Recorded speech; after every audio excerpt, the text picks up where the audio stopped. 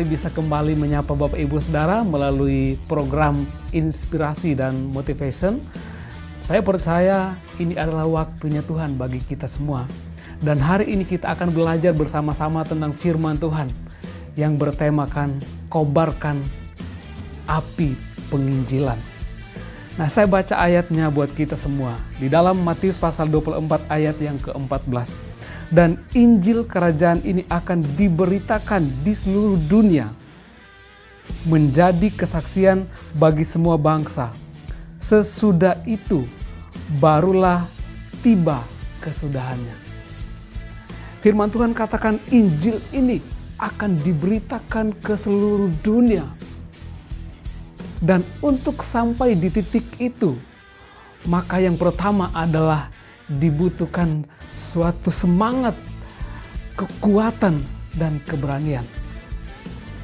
Ya, ketika kita mengabarkan, ketika kita mengobarkan api penginjilan itu, maka dibutuhkan suatu keberanian.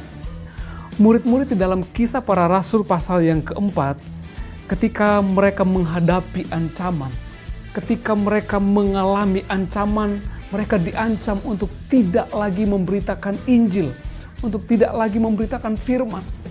Apakah mereka ketika mengalami ancaman, ketika mereka mengalami tantangan dan halangan di dalam memberitakan Injil, apakah mereka berhenti sampai di situ? Tidak.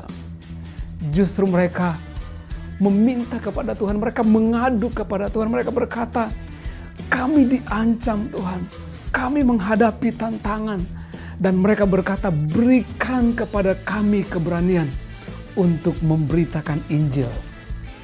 Dan keberanian itu, kesanggupan itu mereka terima dari Roh Kudus ketika mereka berlutut dan berdoa bersama-sama.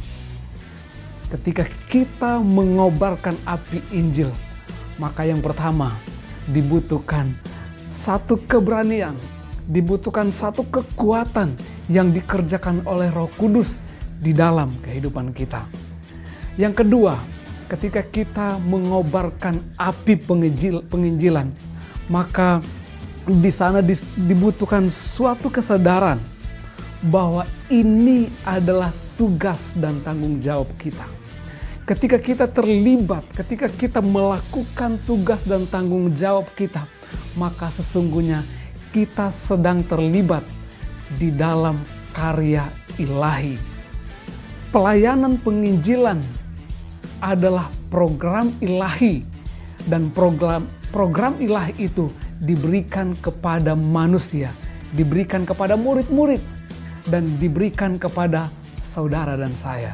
Dan ini adalah kewajiban yang harus kita lakukan, baik atau tidak baik waktunya, baik atau tidak baik keadaannya, maka semangat untuk memberitakan api, mengobarkan api penginjilan harus kita lakukan terus-menerus dalam hidup kita, seperti yang dilakukan oleh murid-murid. Tantangan ada, tantangan boleh datang, tetapi mereka tidak berhenti melakukan, tidak berhenti mengobarkan api penginjilan. Dan yang ketiga, ketika kita mengobarkan api penginjilan, maka sesungguhnya kita sedang melakukan sesuatu yang menyenangkan hati Tuhan. Ketika kita melakukan pelayanan mengobarkan api penginjilan, maka sesungguhnya kita sedang berusaha membuat sorga bersukacita.